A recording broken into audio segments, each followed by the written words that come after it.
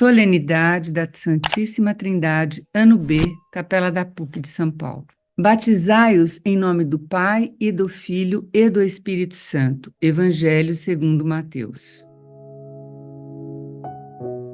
Terminado o tempo pascal, com a solenidade de Pentecostes, a liturgia celebra a Santíssima Trindade. Por confessar a fé na Trindade Santa, os cristãos têm um modo absolutamente original de compreender Deus. Seguindo a primeira leitura, aprendemos com o povo judeu que Deus é um só, aquele que os livrou da escravidão no Egito. Moisés insiste na novidade de que nunca se ouviu dizer que um povo ouviu a voz de Deus ou que Deus escolheu uma nação e se comunicou com este povo. O Senhor, que é Deus lá em cima no céu e aqui embaixo na terra, deu ao povo escolhido uma ordem e a missão de reestabelecer a relação, que foi rompida pelos pais primordiais Adão e Eva com o pecado original. A verdadeira vida é marcada pela relação central com Deus. Esta centralidade foi gradualmente sendo escondida pelo peso da lei e da pessoa, que se vê obrigada a pôr em prática tais leis e preceitos, reduzindo Deus a uma realidade legalista para o homem. Entre o ideal da lei e a falta de compreensão de seu fundamento, existe uma enorme lacuna que gera no homem medo e escravidão. O homem conhece a lei, mas não consegue cumpri-la. A relação fundante Deus-homem termina em uma grave decadência. Jesus Cristo veio para restabelecer a relação filial e sua mensagem choca tragicamente a humanidade escrava da lei, que resiste a Jesus até a sua condenação. Na segunda leitura, Paulo relembra os seguidores de Jesus que não recebemos um espírito que nos torna escravos, o espírito nos torna filhos. E este espírito em Cristo muda radicalmente a relação entre o homem e Deus. Pela graça do Espírito Santo, recebemos a filiação divina. Eis o que diz o apóstolo: o próprio Espírito se une ao nosso espírito para atestar que somos filhos de Deus e, se somos filhos, somos também herdeiros, herdeiros de Deus e co-herdeiros de Cristo.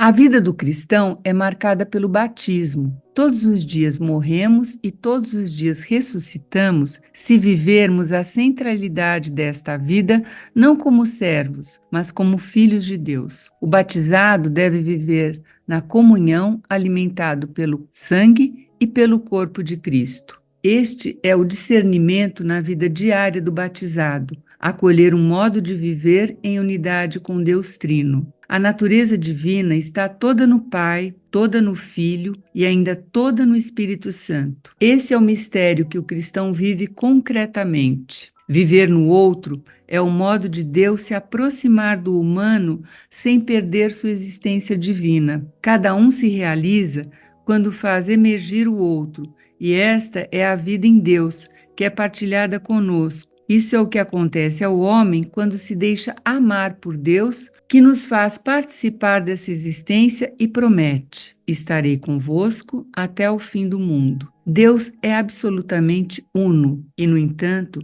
as três pessoas divinas são absolutamente diversas. Deus habita em nós sem apagar a nossa humanidade, mesmo sem sermos moralmente perfeitos. Deus habita o homem com a vida como inclusão do outro, como comunhão de pessoas. Isso permite um novo modo de ver, um novo modo de considerar-se um ao outro, um novo modo de olhar a nossa história. Peçamos a Maria Santíssima que interceda por nós para nos abrirmos à comunhão com Deus Trino e verdadeiro.